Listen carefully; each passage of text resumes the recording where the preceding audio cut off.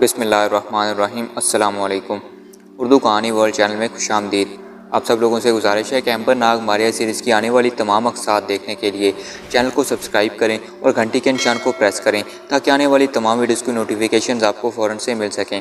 تو چلیے شروع کرتے ہیں امبر ناگ ماریا سیریز ایپیسوڈ نمبر 87، موت کا کیمپ، پہلا حصہ۔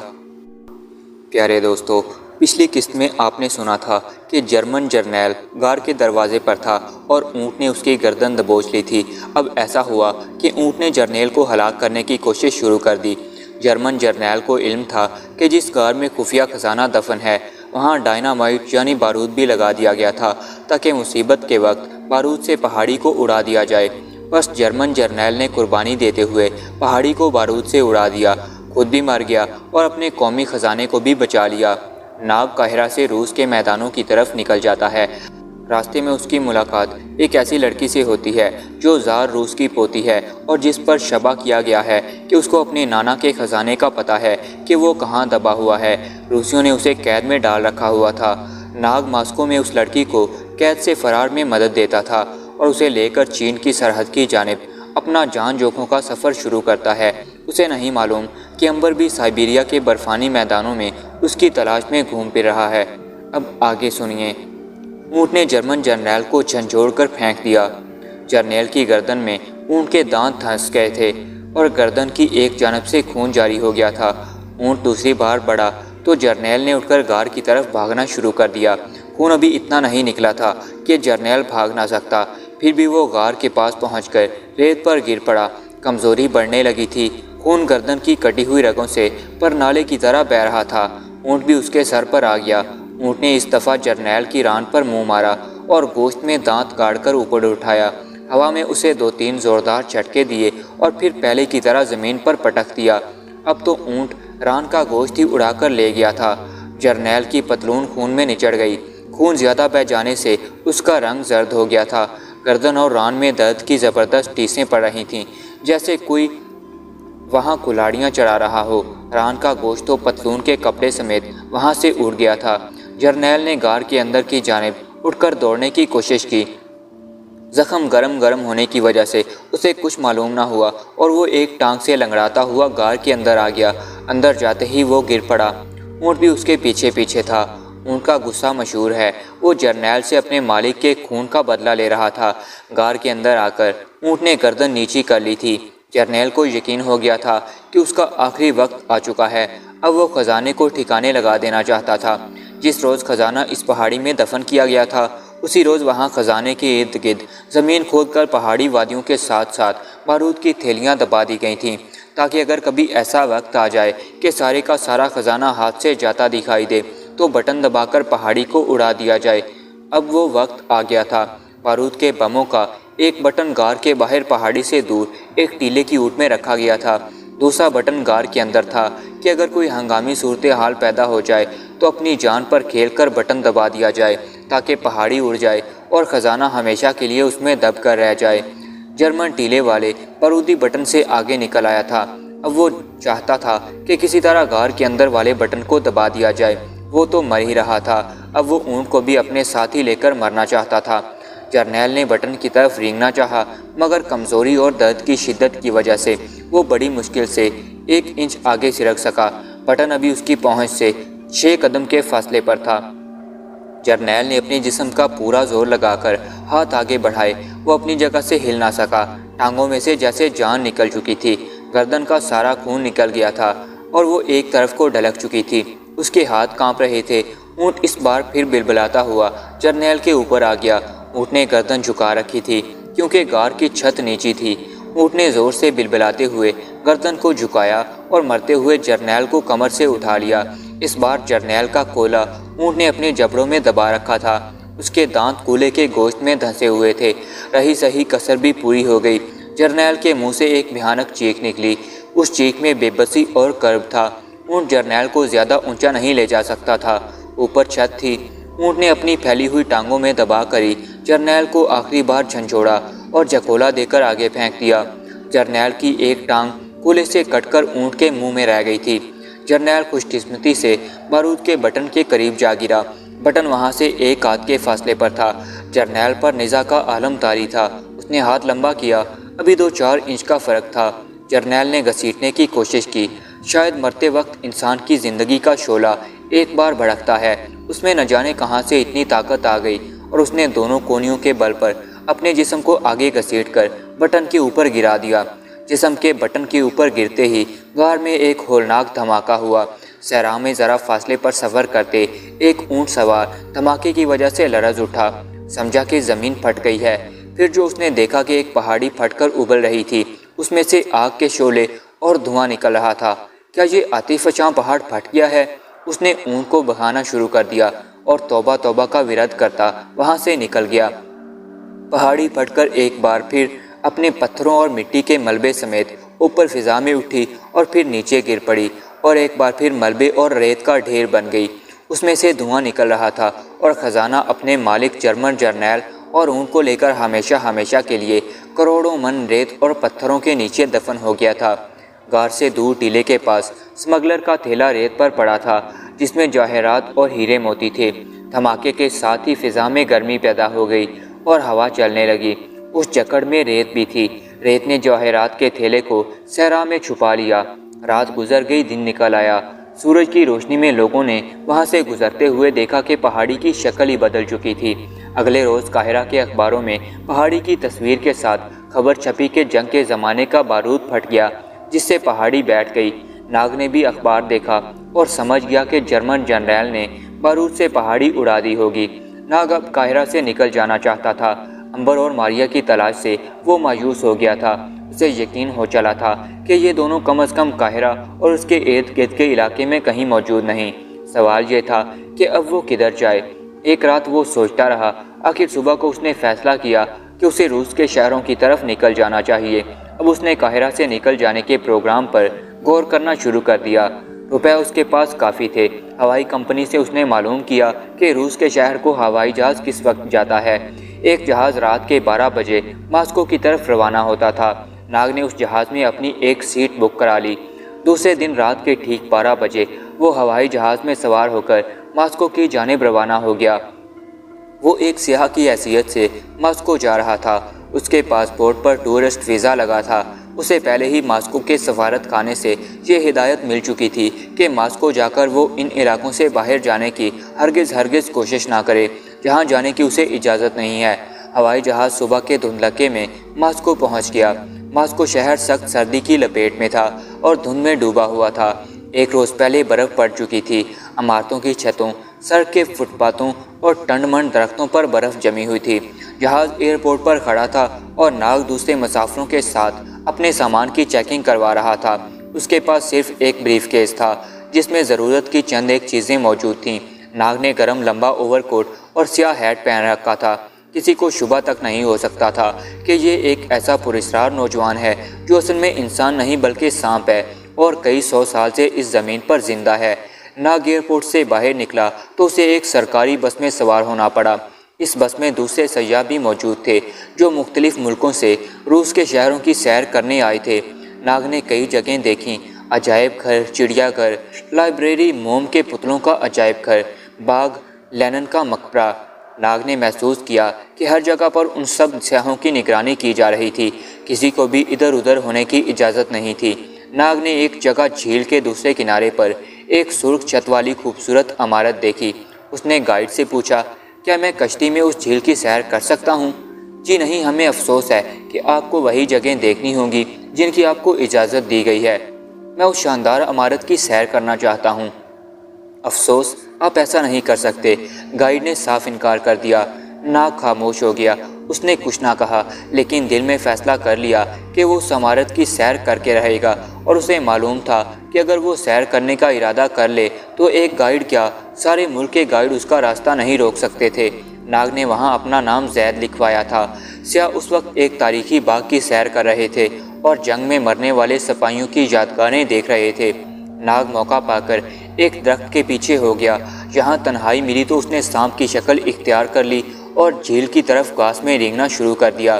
جھیل کنارے پہنچ کر وہ پانی میں اترا اور تیرتا ہوا دوسرے کنارے پہنچ گیا۔ کنارے پر آ کر اس نے دیکھا سامنے ایک پرانے باغ کے درختوں کے جھنڈ تھے۔ وہ रेंगता हुआ उन दरख्तों में आ गया। उन दरख्तों में वो सुर्ख छत वाली एक मंजिला इमारत खड़ी थी। उस इमारत के ऊपर एक छोटा सा मीनार बना हुआ था जिसमें किसी का बुत रखा था। नाग अभी इंसान की शक्ल में नहीं आना चाहता था। उसने सांप की शक्ल में बाग का सारा रास्ता अबूर किया और इमारत की सीढ़ियों पर आकर रुक गया। उसने महसूस किया कि वहाँ कोई इंसान दिखाई नहीं दे रहा था। आसपास वीरानी छाई हुई थी। इमारत का दरवाज़ा बंद था। बाग के दरवाजे पर एक पुराना मोटा सा जंग लगा ताला मौजूद था। नाग दीवार के साथ साथ रेंगने लगा। उसने एक जगह सर उठाकर देखा। ऊपर दीवार पर 2 खिड़कियां थीं। उनके पट भी बंद थे। सांप दीवार पर चढ़ गया। उसने देखा कि किसी खिड़की में कोई छोटी सी दरज भी नहीं थी। वो छत पर आ गया। छत सुर्ख डैलानी थी और ईंटें पुरानी और उखड़ी हुई थीं। फिर भी कहीं ऐसा कोई सुराख न मिल सका कि जहां से अंदर जाया जा सके। नाग अब इमारत की दूसरी जानिब आ गया। यहाँ उसे 2 आदमियों के बातें करने और फिर एक आदमी के कहका लगाने की आवाज़ सुनाई दी। वो दीवार के साथ लगी बैल के पत्तों में छुप छुप कर नीचे बाग में उतर आया और जिधर से आवाज़ आई थी उधर को चल दिया। एक छोटा सा कमरा दरख्तों के बीच बना था।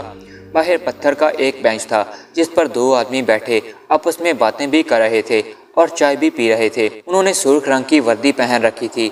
उनकी मशीन गनें पास ही पड़ी थीं। नाग घास में छुपकर उनकी बातें सुनने लगा।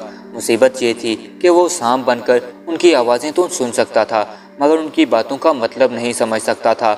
हाँ, अगर वो इंसान के रूप में आ जाए तो फिर उनकी ज़ुबान समझ सकता था कि वो क्या बातें कर रहे हैं। सांप ने अपने आप को एक झाड़ी में अच्छी तरह से छुपा लिया और इंसान की शक्ल में आकर दुम साध कर बैठ गया। दोनों सिपाही यानी पहरेदार रूसी ज़ुबान में बातें कर रहे थे। एक कह रहा था, सर्दी बहुत है आज, चाय गर्म कर दूं? नहीं भाई, चाय गर्म है, मगर आज तो हमें अंदर कमरे में जाकर आग जलाकर बैठना चाहिए। तुम्हें तो मालूम ही है कि हमारी ड्यूटी कितनी सख्त है। हमें बाहर रहकर 10 घंटे के लिए पहरा देना होता है। यार, इस लड़की ओल्गा को किस लिए कैद कर रखा है हमारी हुकूमत ने? इसे मार क्यों नहीं देते? बकबकी ख़त्म हो, बेचारी 2 माह से कैद में पड़ी है। ये तो हुकूमत जाने और उसके काम। हम बीच में दखल देने वाले कौन होते हैं भाई?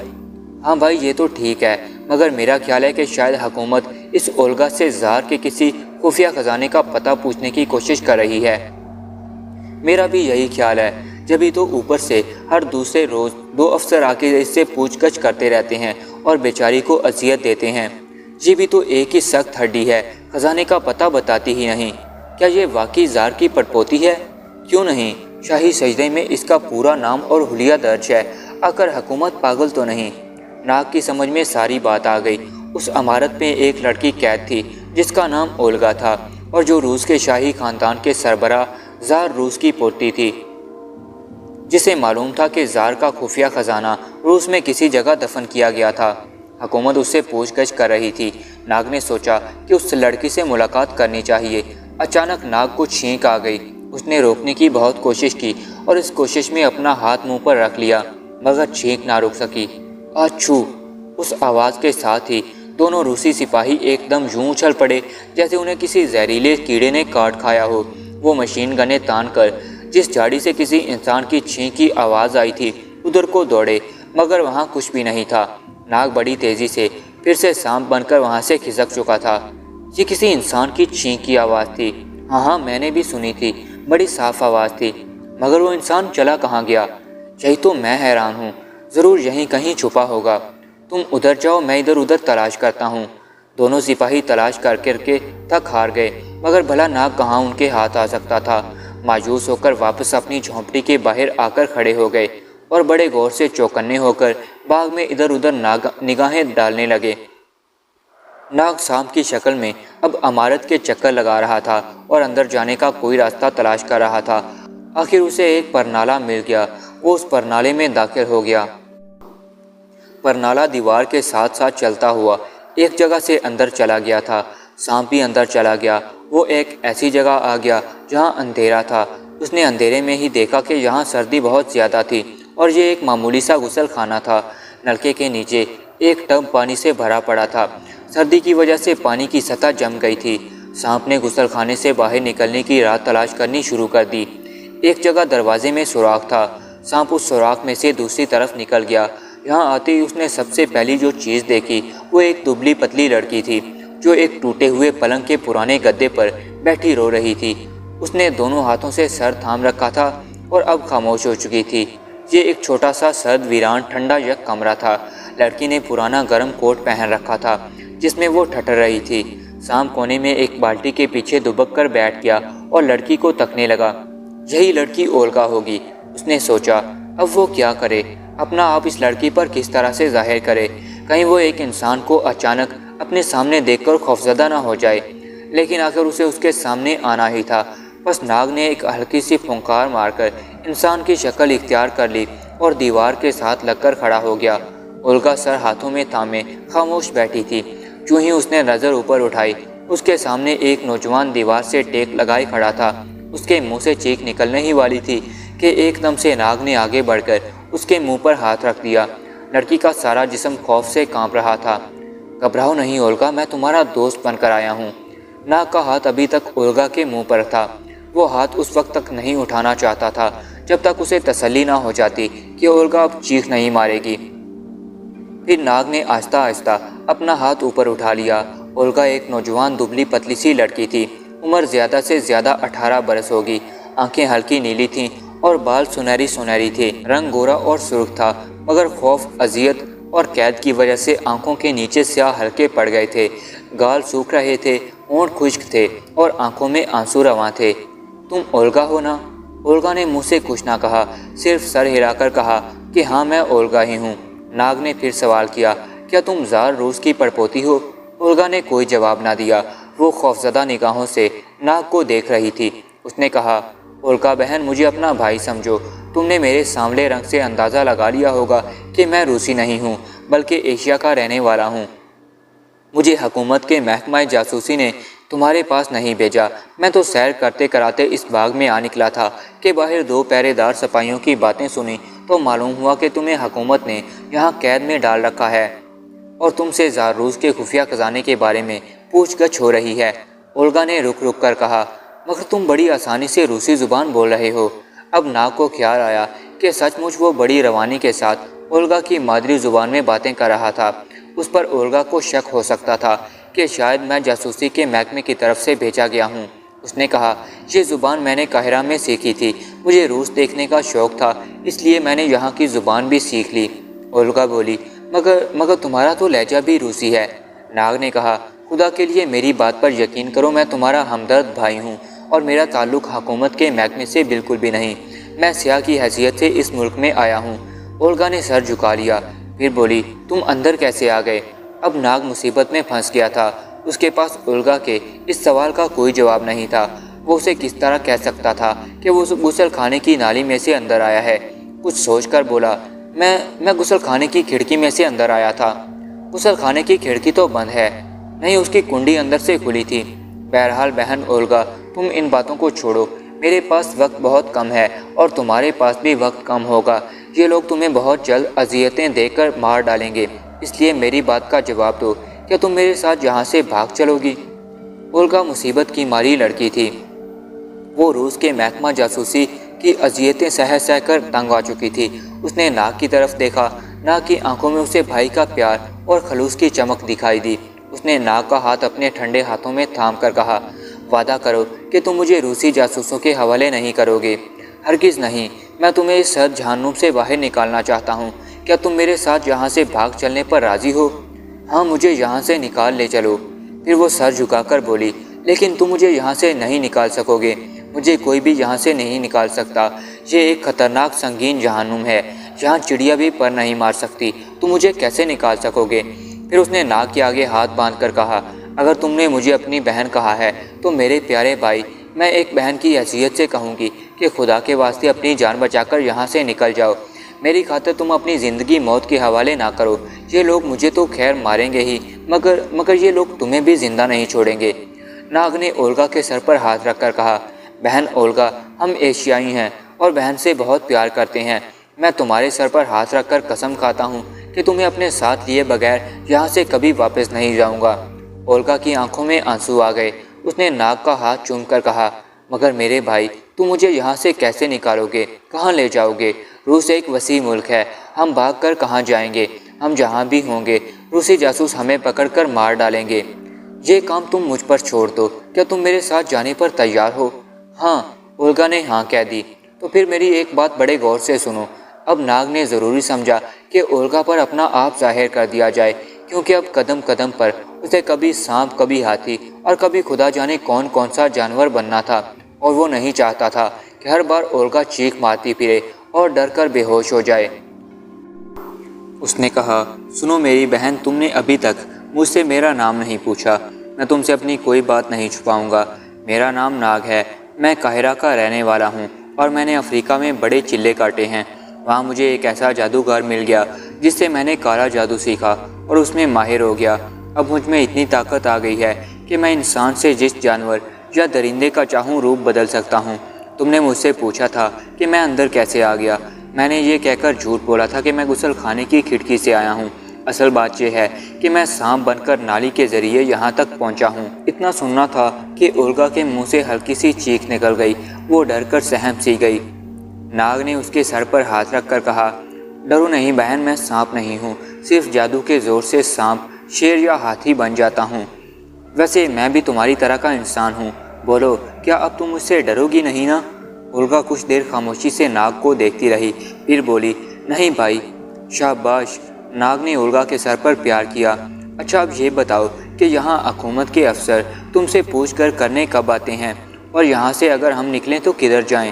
اولگا نے کہا، ہفتے میں 2-3 بار وہ لوگ آتے ہیں اور مجھ پر تشدد کرتے ہیں، مجھ سے میرے پردادا کے خزانے کا راز معلوم کرنے کی کوشش کرتے ہیں اور پھر چلے جاتے ہیں۔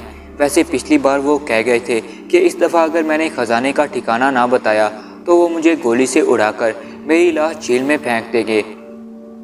ناگ نے کہا، خیر دیکھا جائے گا۔ تم یہ بتاؤ کہ اگر ہم یہاں سے نکل بھاگیں تو ہمیں کس طرف کو سفر کرنا چاہیے کہ کسی آزاد ملک میں پہنچ سکیں؟ اولگا نے کہا، اگر ہم کسی طرح یہاں سے فرار ہونے میں کامیاب ہو جاتے ہیں تو ہماری راہ میں بڑی رکاوٹیں آئیں گی۔ ہمارے لیے ایک ہی راہ ہے کہ ہم کسی طرح یہاں سے نکل کر سائبیریا کے برفانی میدانوں کی طرف نکل جائیں۔ وہاں سے ہم لوگ ملک چین میں داخل ہو سکتے ہیں، مگر سائبیریا سے زندہ سلامت بچ کر نکل جانا بڑا مشکل کام ہے۔ ناگ نے کہا، اس کی تم فکر نہ کرو، اگر خدا نے ہماری زندگی لکھی ہے تو ہم زندہ رہیں گے اور یہاں سے نکل جائیں گے۔ ابھی وہ باتیں کر رہے تھے کہ کمرے کے دروازے کا تالا کھلنے کی آواز آئی۔ ناگ ایک دم چپ ہو گیا۔ اس نے ہونٹوں پر انگلی رکھ کر کہا، میں سانپ بن کر غسل خانے میں جا رہا ہوں، گھبرانا نہیں۔ اور دوسرے لمحے اولگا نے دیکھا کہ ابھی جو نوجوان انسان کی شکل میں اس کے پاس کھڑا تھا ایک دم سے سانپ بن کر رینگتا ہوا غسل خانے میں گھس گیا۔ اولگا کی آنکھیں حیرانی سے پھیل گئیں۔ ایسا منظر اس نے زندگی میں پہلی بار دیکھا تھا۔ اس نے الف لیلا کی کہانیوں میں پڑھا تھا کہ جادوگر جادو کے زور سے شیر، بکری اور ہاتھی بن جاتے ہیں۔ آج اس نے یہ تماشا اپنی آنکھوں سے دیکھ لیا تھا۔ اتنے میں دروازہ دھڑاک سے کھل گیا اور دونوں سپاہی جو باہر پہرا دیا کرتے تھے مشین گن تانے اندر آ گئے۔ اندر آتے ہی انہوں نے کمرے میں چاروں طرف نگاہیں دوڑا کر دیکھا اور پھر اولگا کے سر پر مشین گن کی نالی رکھ کر ایک سپاہی گرجا۔ ابھی تم کس سے باتیں کر رہی تھیں؟ اولگا تھر تھر کانپنے لگی۔ نہیں، میں تو کسی سے باتیں نہیں کر رہی تھی۔ بکواس مت کرو، سچ سچ بتاؤ، نہیں تو میں گولی مار دوں گا۔ تم خود دیکھ لو، یہاں کون ہو سکتا ہے؟ یہاں تو کوئی بھی نہیں، دروازہ تو تم نے خود کھولا ہے۔ دوسرے سپاہی نے بھی جب دیکھا کہ کمرے میں کوئی بھی نہیں اور وہ بالکل خالی ہے تو اپنے ساتھی سے بولا، یار یہاں تو کوئی بھی نہیں۔ دوسرا بولا، تو پھر اندر سے آواز کس کی آ رہی تھی؟ میں نے تو اپنے کانوں سے کسی مرد کے باتیں کرنے کی آواز سنی ہے۔ شاید تم نے کوئی خواب دیکھا ہے، بھلا اگر اندر کوئی مرد ہوتا تو وہ کہاں جاتا؟ یہ غسل خانہ دیکھو، وہ ضرور غسل خانے میں کہیں چھپا ہوگا۔ سپاہی اسی وقت غسل خانے میں چلا گیا۔ غسل خانہ چھوٹا سا تھا۔ اس نے چاروں طرف اچھی طرح سے دیکھا، ٹب کے اندر بھی پانی میں جھانک کر دیکھا، وہاں کوئی انسان نہیں تھا۔ سانپ اس وقت غسل خانے کی چھت پر اینٹوں کی درز میں چھپا ہوا تھا۔ سپاہی باہر آ کر بولا، بھائی اندر کوئی بھی نہیں، چلو باہر چل کر ایک بار پھر تلاش کرتے ہیں اس بدبخت کو جس کی موت اسے یہاں کھینچ لائی ہے۔ چلو۔ پھر دونوں سپاہی پہرے دار باہر نکل گئے۔ دروازہ بند کر کے انہوں نے باہر سے تالا لگا دیا تھا۔ تالے کے لگتے ہی سانپ غسل خانے سے نکل کر اولگا کے پاس آ گیا۔ اولگا سانپ کو دیکھ کر ڈر کر پلنگ کے اوپر ہو گئی۔ سانپ پیچھے ہٹ گیا اور دیوار کے پاس جا کر رک گیا اور دوسرے ہی لمحے وہاں ایک انسان کھڑا تھا۔ ناگ نے مسکرا کر سرگوشی میں کہا، وعدہ کرو اولگا بہن کہ آئندہ تم مجھے دیکھ کر ڈرو گی نہیں، کیونکہ ابھی تم نے میرے ساتھ ایک بڑا لمبا سفر طے کرنا ہے۔ اولگا کا خوف ناگ کو انسان کی شکل میں دیکھ کر کچھ دور ہوا اور وہ بولی، وعدہ کرتی ہوں بھائی۔ ناگ نے کہا، اب میں جاتا ہوں، شام کو آؤں گا۔ اتنا کہہ کر ناگ دوبارہ سانپ بن کر وہاں سے نکل گیا۔ اس کے جانے کے بعد اولگا دیر تک ناگ کے بارے میں سوچتی رہی کہ خدا نے شاید یہ بھائی اس کی مدد کو ہی بھیجا ہے۔ شام کو اولگا کے کمرے میں ایک ٹین کا ڈبہ اور تھالی رکھ دی گئی۔ ڈبے میں کالی بغیر دودھ کے چائے موجود تھی اور تھالی میں 2 ٹکڑے خشک ڈبل روٹی کے۔ اولگا بھوک سے بےتاب تھی، بیچاری نے زہر مار کر لی اور ناگ کا انتظار کرنے لگی۔ تھوڑی دیر بعد ناگ بھائی غسل خانے کے راستے آ گیا۔ اس نے باسی ڈبل روٹی دیکھ کر کہا، یہ لوگ تمہیں بھوکے مار رہے ہیں، میں بہت جلد اس کا بھی انتظام کر لوں گا۔ ابھی ہمیں یہ سوچنا ہے کہ کس روز یہاں سے کوچ کیا جائے۔ اولگا بولی، 3-4 روز کے بعد چاند رات کو نہیں نکلا کرے گا، راتیں اندھیری ہوں گی، اس لیے اندھیری راتوں کو سفر کرتے ہوئے ہمیں کوئی نہیں دیکھ سکے گا۔ تمہارا مطلب ہے کہ ہمیں آج سے 4 دن بعد یہاں سے فرار ہونا چاہیے؟ ہاں بالکل، ناگ نے کہا، یہاں سے نکل کر ہمیں کس طرف جانا ہوگا؟ یہ تمہارا ملک ہے، میں اس ملک کے راستوں سے واقف نہیں ہوں۔ اولگا نے کہا، سب سے پہلے ہمیں جھیل پار کرنی ہوگی اور جنوب کی طرف جو پہاڑی ہے اسے عبور کرنا ہوگا۔ اس کے بعد ایک دریا آئے گا، ہمیں دریا کو رات کے وقت پار کرنا ہوگا۔ دریا کی دوسری طرف ایک ریلوے اسٹیشن ہے، وہاں سے رات کے پچھلے پہر ایک گاڑی مشرق کی طرف جاتی ہے۔ اس ریل گاڑی میں ہمیں بیٹھ کر واشکا جانا پڑے گا۔ واشکا میں میری ایک خالہ رہتی ہے، پولیس اسے بے گناہ سمجھتے ہوئے چھوڑ دیا تھا۔ ہم رات یا ایک دن اس کے ہاں آرام کر سکتے ہیں، وہیں سے ہم سائبیریا کے سفر کے واسطے ضروری انتظام بھی کر سکتے ہیں۔ اس کے بعد ہم اپنی خالہ سے رہنمائی حاصل کریں گے، کیونکہ مجھے اتنا ہی معلوم تھا جو میں نے تمہیں بتا دیا۔ ٹھیک ہے، تو پھر ہم خدا کا نام لے کر آج سے ٹھیک چوتھے روز رات کے وقت نکل چلیں گے۔ اولگا کے چہرے پر کچھ سوال تھے، لیکن ناگ بھائی یہاں سے کیوں کر فرار ہوں گے؟ ناگ مسکرایا، یہ تم مجھ پر چھوڑ دو بہن۔ ناگ چلا گیا۔ دوسرے روز بھی وہ اولگا کے پاس آیا اور فرار کے منصوبے پر غور کرتا رہا۔ تیسرے روز کمبخت حکومت کے جاسوس آ گئے۔ ناگ جب غسل خانے کی راہ سے اولگا کے کمرے میں آیا تو اس نے دیکھا کہ 2 قاتل قسم کے پتھریلے چہروں والے روسی پولیس افسر اولگا کے دائیں بائیں جانب بیٹھے اس سے پوچھ گچھ کر رہے تھے۔ جب اولگا نے ان کی مرضی کے مطابق کوئی جواب نہ دیا تو انہوں نے اولگا پر تشدد شروع کر دیا۔ اس کے بال کھینچے، اس کی گردن پر جلتا ہوا سگریٹ لگایا، اس کے ناک میں پانی ڈالا۔ اولگا یہ سب کچھ صبر سے برداشت کرتی رہی۔ ناگ بھی برداشت کرتا رہا، کیونکہ وہ ان دونوں پولیس افسروں کو اس کمرے میں کچھ نہیں کہنا چاہتا تھا، کیونکہ اس طرح سے ان کے فرار کے منصوبے میں رکاوٹ پیدا ہو سکتی تھی۔ جب دونوں پولیس افسر اولگا کو اذیتیں دے کر تنگ آ گئے تو وہ اٹھے اور باہر آ گئے، باہر سے تالا لگایا اور پہرے داروں کے پاس آ گئے۔ صبح سورج نکلنے سے پہلے اس لڑکی کو گولی سے اڑا دیا جائے، یہ حکم دے کر وہ مڑے۔ سپاہیوں نے سلیوٹ مار کر کہا، جو حکم سر ایسا ہی ہوگا۔ یہ بڑا بھیانک قسم کا حکم تھا، اسے ناگ نے بھی سن لیا تھا جو اس وقت جھاڑیوں میں چھپا بیٹھا تھا۔ اس کا مطلب یہ تھا کہ انہیں آج رات ہی فرار ہو جانا چاہیے تھا۔ فرار ہونے سے پہلے ناگ اپنی بہن اولگا کے ساتھ ظلم کرنے کا بدلہ ان دونوں پولیس افسروں سے ضرور لینا چاہتا تھا۔ بس وہ سانپ بن کر روسی پولیس افسروں کے پیچھے پیچھے چل پڑا۔ دونوں روسی افسر جھیل کے کنارے جا کر بیٹھ گئے اور اپنی کشتی کا انتظار کرنے لگے۔ سانپ ان کے عقب میں آ گیا تھا۔ سانپ نے دیکھا کہ وہاں گھنی اور اونچی اونچی جھاڑیاں تھیں، یہ جگہ بدلہ لینے کے لیے بڑی اچھی تھی۔